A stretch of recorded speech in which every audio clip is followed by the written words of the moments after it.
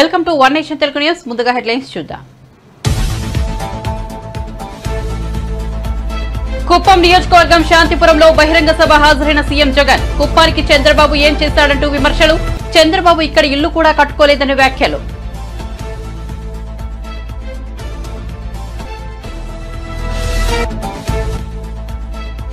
Liquor scam లో ఆధారాలు ఉంటే కవితపై చర్యలు తప్పవన్న బండి సంజయ్. బీజేపీ 370 లోక్సభ స్థానాలను గెలుచుకుంటుందని ధీమా.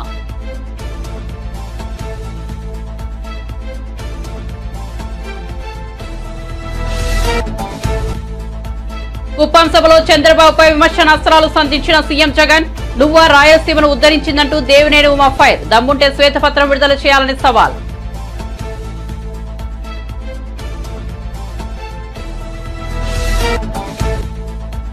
ఖమ్మం నుంచి పోటీ చేయాలని కేడర్ అడుగుతోందన్న విహెచ్. పార్టీ కోసం తనకంటే ఎక్కువ కష్టపడిన వాళ్లు ఉన్నారా అని ప్రశ్న. అసెంబ్లీ ఎన్నికల్లో రేవంత్ రెడ్డి తాను ఎక్కువగా తిరిగామన్న విహెచ్.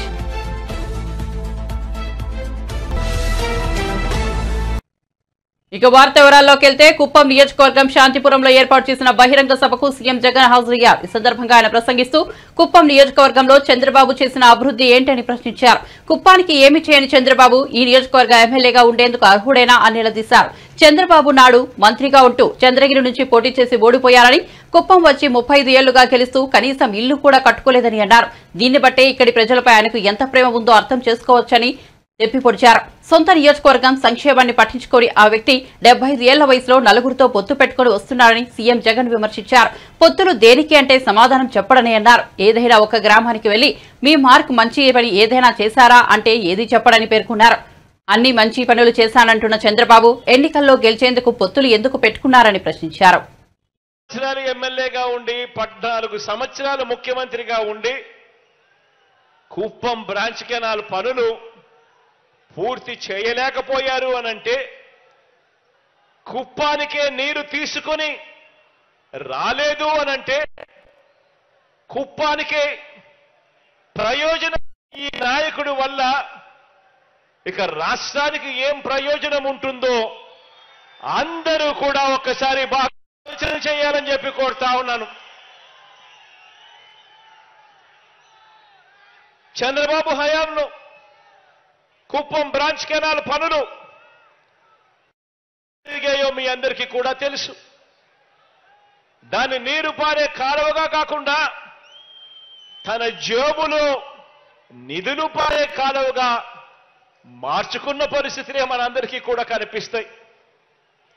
కాబట్టి ఈ కాంట్రాక్టును తనకు భారీ వాటా ఇచ్చే వారిలో ఎవరికి ఇవ్వాలి, అంచనాలు ఎలా పెంచాలి, మట్టి పనులు ఎలా పెంచుకోవాలి, ఇలా ఎంత మడుపులు పుచ్చుకోవాలి అన్న అంశం మీదనే చంద్రబాబు గారు రీసెర్చ్ చేశాడే తప్ప ఇక్కడ ప్రజలకు కానీ, పక్కనే ఉన్న పలంనేరు ప్రజలకు కానీ, ఈ 2 నియోజకవర్గాల్లో ఉన్న 2 లక్షల మంది ప్రజలకు కానీ వీరికి మంచినీళ్ళు ఎలా అందించాలి, వీరికి సాగునీరు ఎలా అందించాలి అన్న అంశం మీద కనీసమైన దృష్టి కూడా లేదు అనంటే ఆలోచన చేయమని అడుగుతా ఉన్నాను. కుప్పం ప్రజలు, పలంనేరు ప్రజలు కలలు గన్న ఈ స్వప్నాన్ని పూర్తి చేసింది ఈరోజు, చిత్తశుద్ధి చూపించింది ఈరోజు మీ బిడ్డ ప్రభుత్వమే అని చెప్పడానికి ఈరోజు గర్వపడతా ఉన్నాను.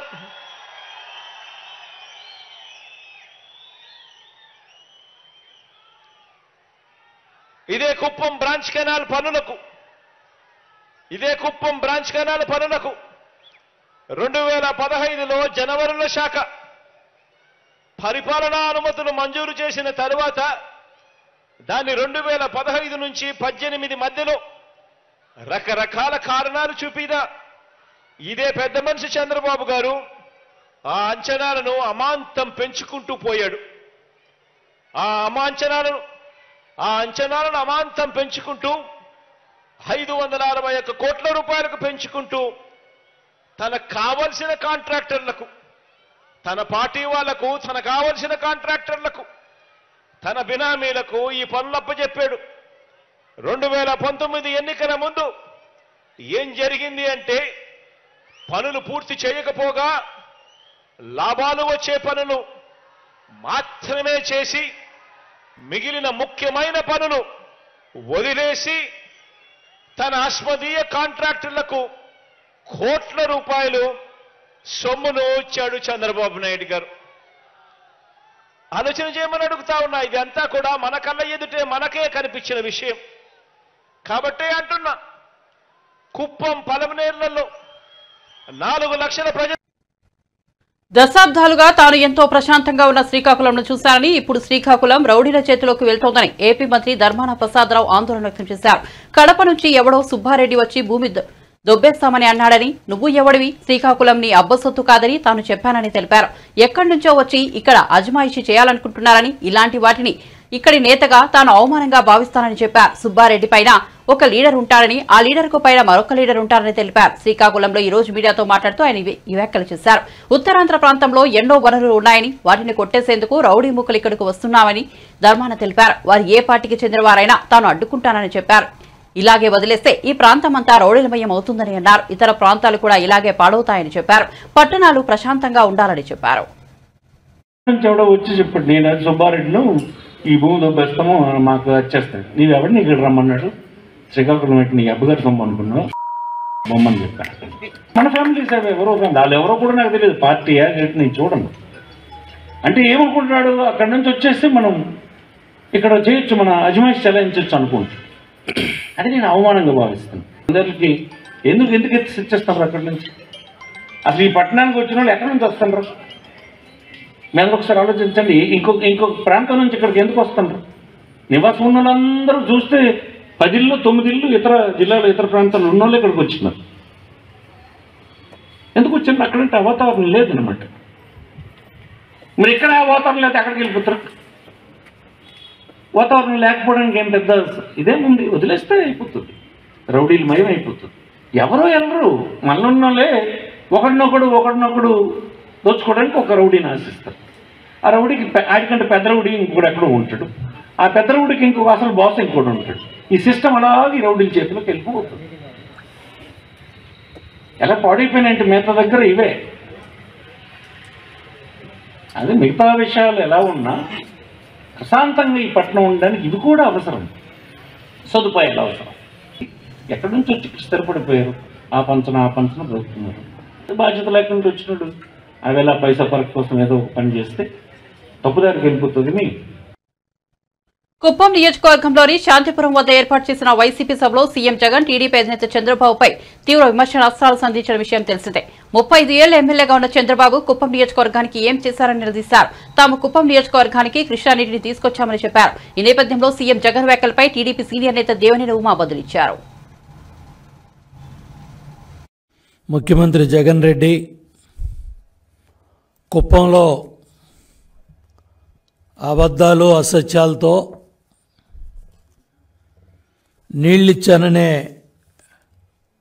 బడాయి ప్రకటనలు చేస్తూ ఉన్నాడు. కుప్పానికి నీళ్లు తెచ్చానని గొప్పలు చెప్తా ఉన్నాడు. నేను అడుగుతా ఉన్నాను, 672 కిలోమీటర్లో హంద్రినివా కాలువ పనులు చేశానని సిగ్గు లేకుండా జగన్ రెడ్డి ఎలా మాట్లాడతాడని నేను ప్రశ్నిస్తా ఉన్నా. 13% పనులు చేయటానికి 57 నెలలు పట్టిందా? ఇవాళ కుప్పం బ్రాంచ్ కెనాల్ మీద 30 కోట్లు పనులు చేసి డబ్బా కబుర్లు చెప్తావా? ఎక్కడి నుంచి ఎక్కడికి నీళ్లు తీసుకొచ్చావు? ఎన్ని కిలోమీటర్లు నీళ్ళు వెళ్ళాయి?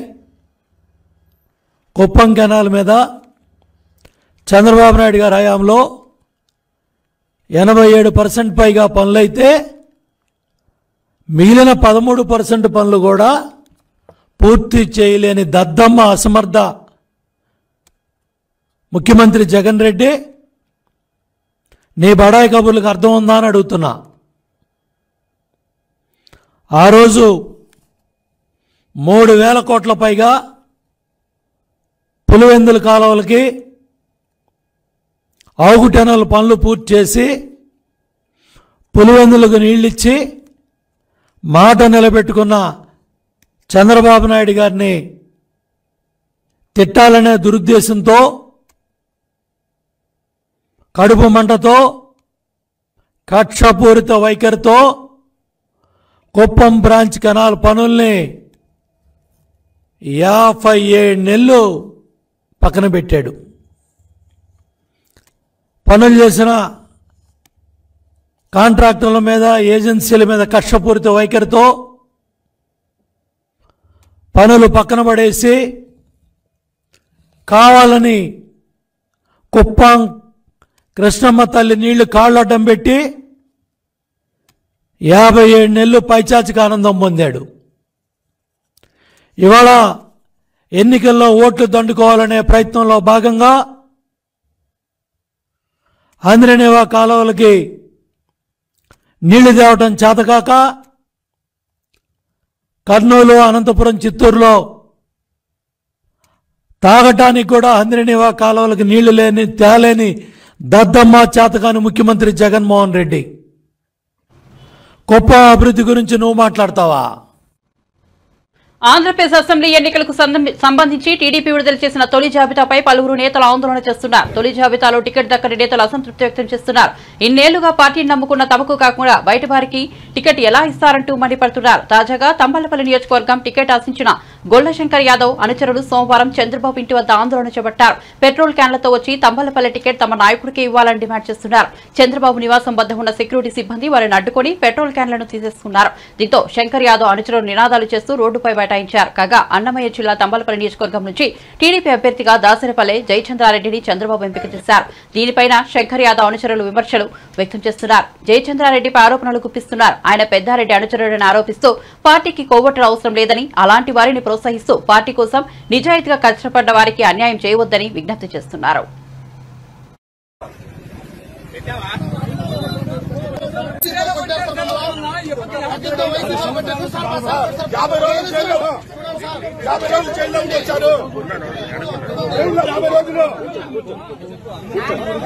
అవకాశం ఇవ్వద్దండి.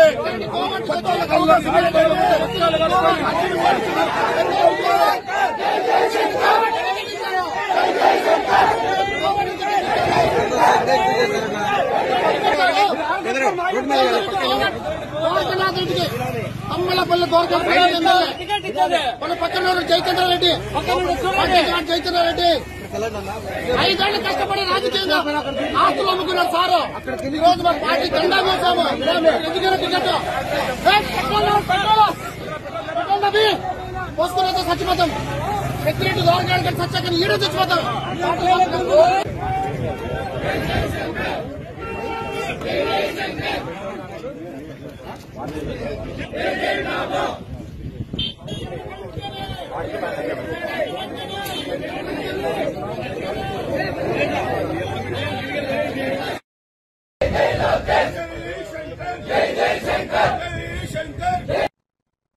మరో 2 రోజుల్లో తాను వైసీపీలో చేరుతానని వైసీపీ మైలవరం ఎమ్మెల్యే వసంత కృష్ణప్రసాద్ తెలిపారు. టీడీపీ అధినేత చంద్రబాబు సమక్షంలో టీడీపీ కండువా కప్పుకుంటానని చెప్పారు. మైలవరం నియోజకవర్గంలోని కార్యకర్తలతో కలిసి చంద్రబాబు వద్దకు వెళ్తానని తెలిపారు. టీడీపీ నేత మాజీ మంత్రి దేవినేని ఉమ్మతో తనకు వ్యక్తిగత ద్వేషాలు లేవని, పార్టీ హైకమాండ్ సమక్షంలో ఇద్దరం కలిసి అన్ని మాట్లాడుకుంటామని కృష్ణప్రసాద్ చెప్పారు. ఇదే సమయంలో సీఎం జగన్పై విమర్శలు గుప్పించారు. చంద్రబాబు నారా లోకేష్లను వ్యక్తిగతంగా తిట్టాలని జగన్ చెప్పారని అన్నారు. మైలవరం టికెట్ ఇస్తామని చెబుతూనే వారిని తిట్టాలని అన్నారని చెప్పారు. వైసీపీలో ఉండాలేకే టీడీపీలో చేరుతున్నానని తెలిపారు. విపక్ష నేతలను తిట్టే వారికే వైసీపీలో టికెట్లు ఇస్తానని దుయ్యబట్టారు. రాబోయే కొద్ది రోజుల్లో తెలుగుదేశం పార్టీలో చేరి మైలవరం నియోజకవర్గంలో అట్లాగే మిగతా కూడా తెలుగుదేశం పార్టీతో ప్రయాణం చేస్తూ ఎవరైతే నాతో పాటు ఇంతకాలం మైలవరం నియోజకవర్గంలో వైఎస్ఆర్ కాంగ్రెస్ పార్టీలో పనిచేశారో, భావసారూప్యత కలిగి నా నాయకత్వంలో నియోజకవర్గ అభివృద్ధి కోసం ఎవరైతే శ్రమించారో వాళ్ళందరితో మాట్లాడి తెలుగుదేశం పార్టీలో చాలా సంవత్సరాల నుంచి ఆ పార్టీ అభివృద్ధి కోసం, నియోజకవర్గ అభివృద్ధి కోసం కలిసి పనిచేస్తున్నటువంటి సోదరులందరూ ఉన్నారు. వారితో భావసారూప్యత కలిగి వారి నాయకత్వంలో నాయకులు కావచ్చు, కార్యకర్తలు కావచ్చు, వారితో కలిసి వారి వెనక సాగేటట్టుగా తెలుగుదేశం పార్టీ కార్యవర్గం వెనక నడిచేటట్టుగా నన్ను ఇష్టపడి నా పనితీరు నచ్చి ఉన్న నాయకులందరినీ కూడా కలుపుకొని రాబోయే రోజుల్లో అతి త్వరలో తెలుగుదేశం పార్టీలోకి చేరటానికి ముహూర్తం అంతా నిర్ణయించుకొని పత్రికా సోదరుల ద్వారా తెలియజేస్తాను. అనుభవం కలిగినటువంటి చంద్రబాబు నాయుడు గారి నాయకత్వంలో ఈ రాష్ట్రం మరింతగా పురోగమించడం కోసం పురోభివృద్ధి సాధించడం కోసం వారి నాయకత్వంలో వారి అడుగుజాడల్లో నడవటానికి సిద్ధమయ్యి తెలుగుదేశం పార్టీలో చేరబోతున్నానని చెప్పి తెలియజేస్తూ చేరే తేదీ ఇతర వివరాలన్నీ కూడా అతి త్వరలో మీ అందరికీ తెలియజేస్తానని చెప్పి. ఉమా గారితో నాకు ఎటువంటి ఆస్తి తగాదాలో ఇతరత్ర వ్యవహారాలు లేదు. రాజకీయంగానే మేమిద్దరం కొద్దిగా 2018 నుంచి వారి మీద నేను పోటీకి వెళ్ళా కాబట్టి వారు నన్ను కొంచెం వ్యక్తిగతంగా దోషం అనేది దిగటం, అదే మేరకు నేను కూడా కొన్ని ప్రతిస్పందనలో రావటం, ఇట్లా మా ఇద్దరి మధ్య అనేది కొంత వ్యక్తిగతమైనటువంటి స్థాయికి అది వెళ్ళింది. కానీ అది సరైనది కాదు. నేను రాజకీయాలు ఎన్నోసార్లు గతంలో కూడా చెప్పాను, మన రాజకీయ ప్రత్యర్థులమే తప్పితే వ్యక్తిగతమైనటువంటి మనకేం వైరం లేదని చెప్పి. అలాగే రాజకీయంగా ఈ రోజున వారి దగ్గరికి అదే పార్టీలోకి ఆ వేదిక మీద నేను వస్తున్నాను కాబట్టి వారందరితో కూడా కలిసి పనిచేయడానికి నేను సిద్ధంగా ఉన్నాను. నేను లోకేష్ బాబు గారిని కలవటం జరిగింది. కలిసినప్పుడు ఆయనతో దాదాపుగా 1 గంట సమయం గడిపాను. నేను ఆశ్చర్యపోయాను.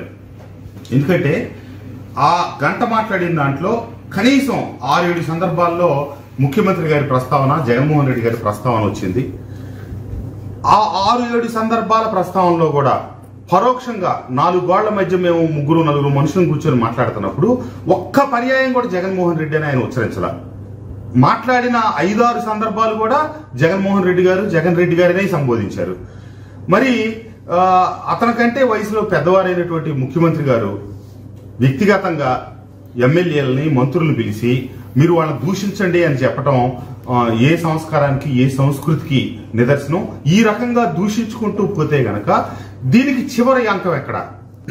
అమరావతి ప్రాంతంలో కొంతమంది ఇక్కడ రాజధాని వద్దు అని ఉద్యమం చేస్తున్నారంటే దాన్ని ఏ కోణంలో చూడాలి? వ్యక్తిగతంగా దోషణలకు దిగమని చెప్పి అటు చంద్రబాబు నాయుడు గారిని కానీ, లోకేష్ గారిని కానీ, పవన్ కళ్యాణ్ గారిని కానీ మాట్లాడమని చెప్పి 1కి 4 సార్లు చెప్పడం, ఆ రకంగా మాట్లాడే వాళ్ళకి రాబోయే రోజుల్లో ఉన్నతమైనటువంటి పదవులు లేకపోతే అవకాశాలు ఇస్తామని చెప్పి చెప్పడం, ఆ రకంగా మాట్లాడి వచ్చే అవకాశాలను అందిపుచ్చుకోవాలనే ఆలోచన కానీ ఏదీ లేదు. కాబట్టి నేను ఆ రకంగా కొంతమందికి అవకాశాలు కలిసి ఉండొచ్చాము. తాను ఖమ్మంలో చాలా కాలంగా పనిచేస్తున్నానని, తనకు అక్కడి నుంచి పోటీ చేయాలని పార్టీ క్యాడర్ అడుగుతోందని కాంగ్రెస్ పార్టీ సీనియర్ నేత వి హనుమంతరావు అన్నారు. సోమవారం హైదరాబాద్ లో ఆయన మీడియాతో మాట్లాడుతూ రానున్న పార్లమెంట్ ఎన్నికల్లో తాను ఎంపీగా పోటీ చేస్తానన్నారు. ఖమ్మంలో చాలా ఏళ్లుగా పనిచేస్తున్నానని, ఖమ్మం ప్రజలపై జరిగిన ప్రతి అన్యాయానికి వ్యతిరేకంగా పోరాటం చేశానని పేర్కొన్నారు. పార్టీ కోసం తనకంటే ఎక్కువ కష్టపడిన వాళ్ళు ఉన్నారా అని ఆయన ప్రశ్నించారు. అసలు దేశంలోనే నాకంటే ఎక్కువగా తిరిగిన నాయకుడు ఉన్నాడా అని పేర్కొన్నారు. పోటీ చేసి తీర్తా, దానికి చూడు ఏది ఖమ్మం నుంచి నేను చేసిన కార్యక్రమాలు చూడండి. ఇది నేను పంపించింది కాదు, ఖమ్మం ప్రజలే పంపించారు. అన్ని కార్యక్రమాలలో పాల్గొన్నా, ఏఐసిసి ఇచ్చిన ప్రతి ప్రోగ్రామ్ లో పాల్గొన్నా. అదేవిధంగా రైతులకు సంఖ్యలు చేస్తే ఆ ప్రాంతానికి పోయి రైతులను ఆదుకున్నా. ఒక్కొక్కరికి ₹1,00,000 ఇచ్చి 10 మంది ఆదుకున్నా. అదేవిధంగా ఏది కొత్తగూడెం ఎమ్మెల్యే కొడుకు ఒక విధమైనటువంటి ఆలోచన చేసి ఆ ఆలోచన భరించలేక చనిపోతే ఆ ప్రాంతానికి కూడా పోయినా. ఎక్కడ అన్యాయం జరుగుతుందో హాజీపూర్ లో పోయినా 3 అమ్మాయిల మీద ఏది శ్రీనివాస్ రెడ్డి అనే వ్యక్తి ఏ విధంగానైతే పిల్లలను చంపేసి రేప్ చేసిండో అది కూడా బయట పెట్టినా. ఇవాళ కూడా కోర్టు ఏది హైకోర్టు అప్రూవల్ ఇస్తలేదు. 3 ఏళ్ళు అయిపోయింది. ఎక్కడ అన్యాయం జరుగుతుంది అక్కడ పోతా. అదేవిధంగా ఏది మన పక్కకున్నటువంటి రంగారెడ్డి జిల్లాలో ఒక అమ్మాయి ఇంటర్మీడియట్ లో చనిపోతే ఆత్మహత్య చేసుకుంటే 50,000 ఇచ్చి వచ్చిన. అదేవిధంగా సిరిసిల్లాలో ఉస్క మాఫియా ఒక పిల్లవాడిని చంపేస్తే అక్కడ టార్చర్ చేస్తే అక్కడ కూడా పోయి ఒక్కొక్కరికి 10,000 ఇచ్చిన. ఈ రాష్ట్రంలో నా లెక్క తిరిగినోడు ఎవడున్నాడో చెప్పుమనండి. అదేవిధంగా మొన్న జరిగినటువంటి పాదయాత్రలో రేవంత్ రెడ్డి జరిగిన, అదేవిధంగా బట్టి విక్రమార్క ఏదైనా యాత్ర పెడితే, పీపుల్ యాత్ర పెడితే కూడా అందులో కూడా తిరిగా.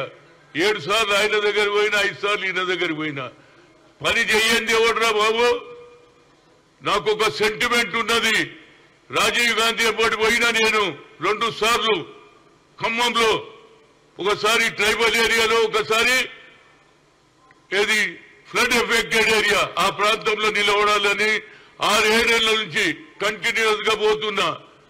నాకంటే ఇంతకుముందు కూడా ఆనాడు నేను పీసీసీ ఉన్నప్పుడు రంగయ్య నాయుడు, అదేవిధంగా తర్వాత అవుట్ సైడర్ అయినటువంటి నాదెల్ల భాస్కరరావు, అదేవిధంగా రేణుకా చౌదరి,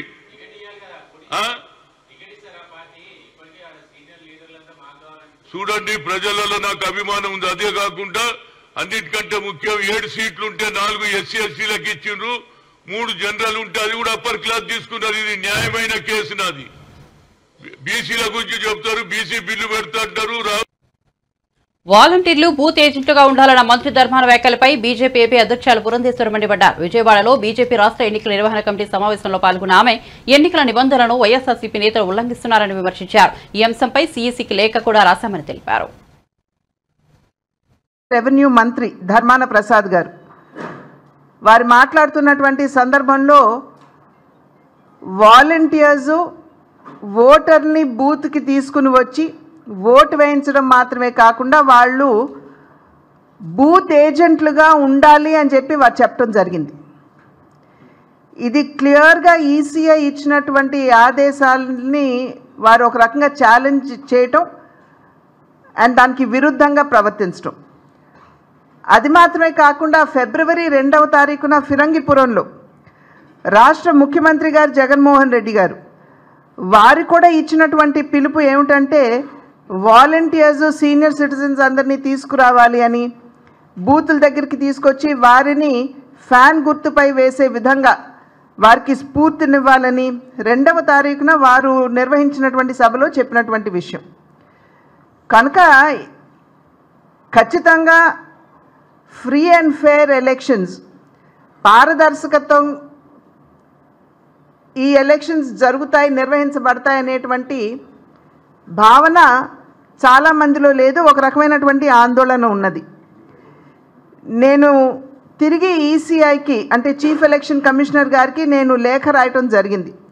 ఈ విషయాలన్నీ కూడా వారికి తెలియజేస్తూ, అంతకుముందు ముఖ్యమంత్రి గారు మాట్లాడినటువంటి మాటలు కావచ్చు, నిన్న మొన్న ధర్మాన ప్రసాద్ గారు చేసినటువంటి వ్యాఖ్యలు కావచ్చు, వాటిని పొందుపరుస్తూ వాటి యొక్క కాపీలతోటి నేను సిఈసి గారికి చీఫ్ ఎలక్షన్ కమిషనర్ గారికి పంపించడం జరిగింది.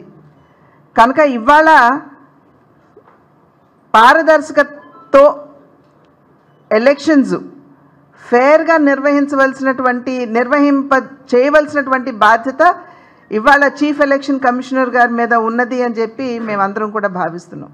మన రాష్ట్ర రెవెన్యూ మంత్రి ధర్మాన ప్రసాద్ గారు వారు మాట్లాడుతున్నటువంటి బీఆర్ఎస్ పైన కేసీఆర్ పైన కోపంతోనే గత అసెంబ్లీ ఎన్నికల్లో ప్రజలు కాంగ్రెస్ పార్టీని గెలిపించారని బీజేపీ సీనియర్ నేత మాజీ మంత్రి ఈటెల రాజేందర్ అన్నారు. సోమవారం ఆయన గజ్వేల్లో మీడియాతో మాట్లాడుతూ రానున్న లోక్సభ ఎన్నికల్లో తెలంగాణ ప్రజలు బీజేపీకి ఓటు వేసి గెలిపిస్తారని ధీమా వ్యక్తం చేశారు. పార్లమెంట్ ఎన్నికల్లో బీజేపీకే మా ఓటు అని ప్రజలు కూడా చెబుతున్నారన్నారు. ప్రధాని మోదీ నాయకత్వంలో ఎలాంటి మచ్చ లేకుండా ఎన్డీఏ ప్రభుత్వం కొనసాగుతోందన్నారు. సెల్ ఫోన్లలో మనం చూస్తూ ఉంటాం. ఆయన మొట్టమొదటి వచ్చినప్పుడు చేసే మొట్టమొదటి పని తెలుసా? ఇవాళ కూడా దేశవ్యాప్తంగా మహిళలు ఆడబిడ్డలు చెంబులు పట్టుకొని బయట పొంగిపోయే దుస్థితి ఎందుకున్నది? ఎనకట్లాగా చదువు లేకుండా లేదు జనం. మన గుడిసెలలో కానీ చిన్న చిన్న కుటుంబాల్లో కానీ మగపిల్లలైనా ఆడపిల్లలు చదువుకుంటారు. చదువుకున్న ఆడపిల్లలు పెద్ద పెద్ద కుటుంబాలతో దోస్తాన్ చేస్తూ ఉంటారు. ఎప్పుడన్నా వాళ్ళు మన ఇంటికి వస్తే దోస్తాన్లా. రెండవది, వారు దగ్గర రావు. మీ 2,50,000 రూపాయలు 3 లక్షల రూపాయలు పనికి రావు. నేనే ప్రతి గ్రామంలో గుడిసెలలో ఉండే వాళ్లకు, కొత్తగా ఏర్పడ్డ కుటుంబాలకు ఇల్లు లేని వాళ్లకు 5,04,000 రూపాయలతో కట్టిస్తానని చెప్పింది. సరే కట్టితేనే కట్టియచ్చు, కానీ ఈ రాష్ట్రంలో మొట్టమొదటి 5 ఏళ్ళేమో నేను ప్రాజెక్టు కడుతున్నా, నేను డబుల్ బెడ్రూమ్ తర్వాత కట్టిస్తా అని చెప్పిండు. మళ్ళీ వచ్చిన 5 ఏళ్ళకు కూడా ఎక్కడ డబుల్ బెడ్రూమ్ కట్టలేదు. ఇవాళ మీకు తెలుసో తెలియదో, హైదరాబాద్లో ఆ కేంద్రం ఇచ్చిన 2,33,000 ఇల్లు కూడా కట్టక, ఆ కట్టినవి కూడా పంచక, ఇవాళ సొంత ఇంటి కళ నెరవేర్చకుండా చేసే వ్యక్తి కేసీఆర్. 4 కోట్ల కుటుంబాలకు ఇల్లు కట్టించి సొంత ఇంటి కళ తిరిగి తీర్చిన నాయకుడు నరేంద్ర మోడీ గారిని గుర్తుపెట్టుకోండి. అయితే ఈ రాష్ట్రంలో కనపడతలే కూడా బిడ్డ, ఈ రాష్ట్రంలో ముఖ్యమంత్రి నాకు నీ ఇల్లొద్దు, నీ డబ్బా ఇల్లొద్దు అని చెప్పింది కాబట్టి ఇక్కడ రాలేదు. దేనికైనా బాగా గుర్తుపెట్టుకోండి, కేంద్ర ప్రభుత్వము పనిచేస్తుంది, రాష్ట్ర ప్రభుత్వం కూడా పనిచేస్తుంది. తిరుపతి దేవస్థానం ఉద్యోగులకు టీటీడీ పాలక మండలి గుడ్ న్యూస్ చెప్పింది. 4,736 అవుట్సోర్సింగ్ ఉద్యోగులు, 4,200 కార్పొరేషన్ ఉద్యోగులకు జీతాలు పెంచుతూ నిర్ణయం తీసుకుంది. ఈ మేరకు సోమవారం తిరుమలలోని అన్నమయ్య భవన్లో చైర్మన్ భూమన కరుణాకర్ రెడ్డి ఆధ్వర్యంలో జరిగిన సమావేశంలో పాలక మండలి పలు కీలక నిర్ణయాలు తీసుకుంది. ఈ నిర్ణయాలను టీటీడీ చైర్మన్ కరుణాకర్ రెడ్డి మీడియాకు వెల్లడించారు. ఇక నుంచి ప్రతి ఏటా ఫిబ్రవరి 24న తిరుపతి ఆవిర్భావ దినోత్సవాన్ని నిర్వహించనున్నట్లు చైర్మన్ తెలిపారు. అలాగే అటవీ కార్మికుల జీతాల పెంపునకు నిర్ణయించినట్టు చెప్పారు. వడమాలపేటలోని ఉద్యోగుల ఇంటి స్థలాల అభివృద్ధి పనులకు తుడాకు 8.16 కోట్లు చెల్లిస్తున్నామని తెలిపారు. గాలిగోపురం, ఆంజనేయ స్వామి విగ్రహం, మోకాలమిట్ట ప్రాంతాల్లో ఇకపై నిత్య సంగీతార్చన నిర్వహించాలని నిర్ణయించినట్టు వెల్లడించారు. శ్రీవారి ఆలయంలో జయ విజయాల వద్ద ఉన్న తలుపులకు 1.69 కోట్లతో బంగారు తాపడం చేయనున్నట్లు వివరించారు. అటు ధార్మిక సదస్సులో తీసుకున్న అన్ని నిర్ణయాలకు ఆమోదం తెలిపారు. ఎంఎన్ఓ తదితరులు 21,118 15,480 నుంచి 25,000 రూపాయలు పెంచడం జరిగింది. ఎస్వి పూర్ హోంలో 14 మందికి 10,341 నుంచి 15,000 రూపాయలకు పెంచడం జరిగింది. ఇద్దరికి 9,780 రూపాయలు ఉన్నది, దాన్ని 18,500 రూపాయలు చేయటం జరిగింది. విద్యా విభాగంలో దాదాపు 111 మంది డిగ్రీ అతిథి అధ్యాపకులు, ఇంటర్ పాలిటెక్నిక్ అతిథి అధ్యాపకులు, అతిథి ఉపాధ్యాయులు ఇలా దాదాపు 114 మంది. అందులో 111 మందికి 10,341 జీతం నుంచి వాళ్లకు 15,000 రూపాయలు చేయటం జరిగింది. ఇద్దరికి 23,770 రూపాయల నుంచి 26,270 రూపాయలు చేయటం జరిగింది. ఒకరికి 13,703 నుంచి 26,270 రూపాయలు చేయటం జరిగింది. డిగ్రీ అతిథి ఉపాధ్యాయుల అధ్యాపకులకు 14,000 నుంచి 28,000కు పెంచటం జరిగింది. ప్రభుత్వ నిబంధనల ప్రకారమే అన్నీ కూడాను. ఇంటర్ పాలిటెక్నిక్ 5,000 ఇస్తున్నారు, దాన్ని 27,230 రూపాయలకు పెంచటం జరిగింది, నిశ్చయించటం జరిగింది. 338 మందికి 7 కేటగిరీలుగా ఉన్నటువంటి రూపాయలు తీసుకోవాలని నిశ్చయించినాం. అన్నమాచార్య ప్రాజెక్టులో ప్రోగ్రామ్ ఆర్టిస్టులు దాదాపు 333 మంది ఉన్నారు. వీరికి ఇస్తున్నటువంటి కార్యక్రమాలు 15 రోజులు మాత్రమే అనే ఒక నిబంధనను తొలగించి 30 రోజులు కూడా వాళ్లకు ప్రోగ్రామ్స్ ఇవ్వాలని నిశ్చయించడం జరిగింది. సేల్స్ వింగ్ ఆఫీస్ పబ్లికేషన్స్లో ఒకరికి రోజు కూలీ 645 రూపాయలు ఇస్తున్నారు, దాన్ని నెలసరి వేతనంగా 24,500 రూపాయలకు పెంచడం జరిగింది. ఎస్వి వేద పాఠశాలలో కిచెన్ స్టాఫ్ 15 మంది ఉన్నారు, 15,000 రూపాయలు ఇస్తున్నారు, వాళ్లకు 18,500 రూపాయలు పెంచాలని నిశ్చయించాం. 18,500 కొద్ది 26,320 13,000 నుంచి పిలో పురాణ పండితులు ప్రోగ్రామ్ అసిస్టెంట్ 3 మందికి 24,700 229 మందికి కేవలం ఇస్తున్నానని తెలియజేస్తున్నాను. అలాగే దీంట్లో ఒక నిమిషం పర్మిషన్.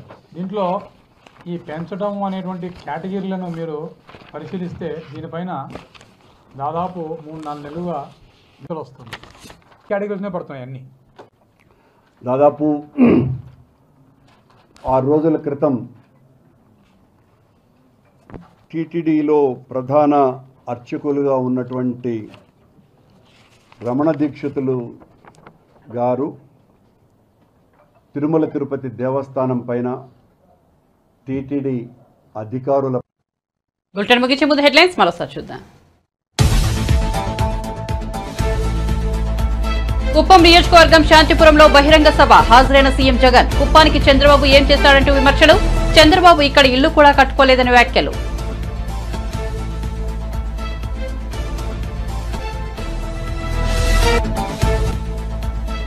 లిక్కర్ స్కామ్స్ లో ఆధారాలు ఉంటే కవితపై చర్యలు తప్పవన్న బండి సంజయ్. బీజేపీ 370 లోక్సభ స్థానాలను గెలుచుకుంటుందని ధీమా.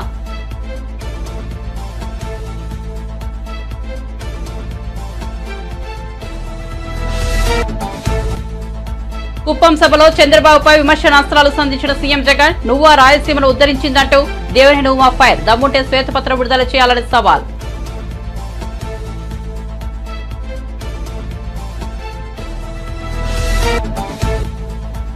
ఖమ్మం నుంచి పోటీ చేయాలని కేడర్ అడుగుతోందన్న విహెచ్. పార్టీ కోసం తనకంటే ఎక్కువ కష్టపడ్డ వాళ్ళు ఉన్నారా అని ప్రశ్న. అసెంబ్లీ ఎన్నికల్లో రేవంత్ రెడ్డి తాను ఎక్కువగా తిరిగామన్న విహెచ్.